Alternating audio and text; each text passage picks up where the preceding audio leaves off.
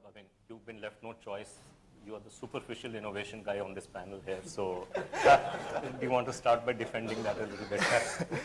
Sure. So, I'm an entrepreneur. I started a company, typical Bangalore IT services company, but mainly catering to product companies. We're doing outsourced product development for companies around the world.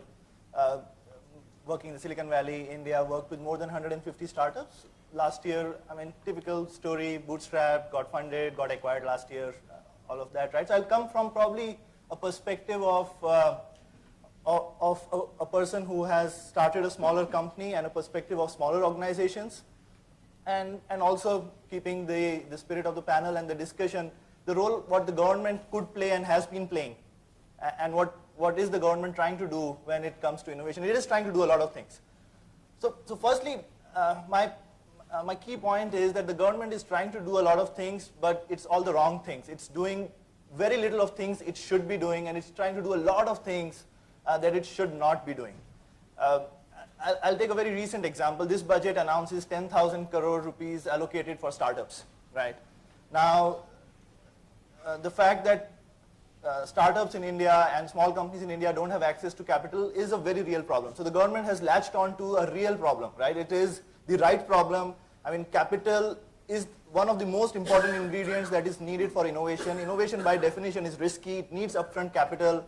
Not only does it need capital, it also needs smart capital, because you need to manage the risks, you need to manage a lot of failures, right? It's not about just a rate of return which comes in normal capital and credit, right? This is about having 0 and 1 outcomes. A lot of the money you put out there is going to go totally to waste. And what's the solution that the government comes with is to come and enter the marketplace as a participant, right? Say, well, there's no capital, I'll come and give you capital, right? Which is, I mean, frankly, we have the National Innovation Foundation of India, which tried almost the same kind of thing at a smaller scale. 10 years ago, started a fund of 4 crore rupees. In 10 years, has been able to disperse 3.5 crores. Right? And the fund is still making a loss.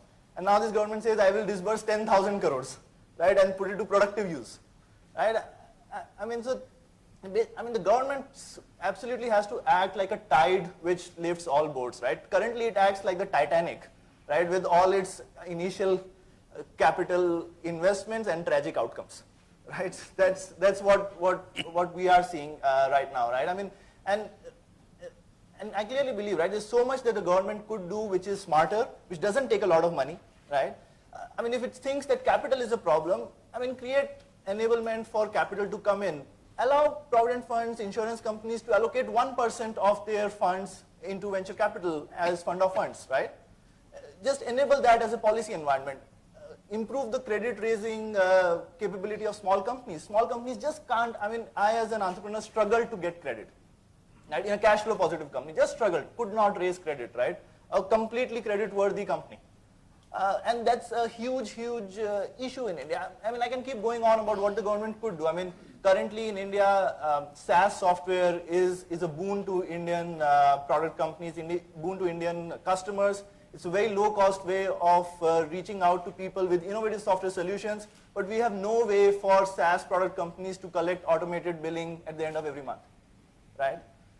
Why, right? It's just, I mean, a lack of policy imagination by the RBI or government, and kind of the 5 people who have to come together to make this happen. And just those 5 people are not able to come and make this happen. And overall, right, I think the government has a huge bias towards big companies. I mean, we've been talking about, even in the labor panel, the ease of business, ease of doing business. I think all the things which were spoken about in the morning in the panel on labor kind of apply to innovation also, but with some different nuances to it, right? I mean, the ease of doing business increases the barrier for small companies to enter and is very, very pro-big business.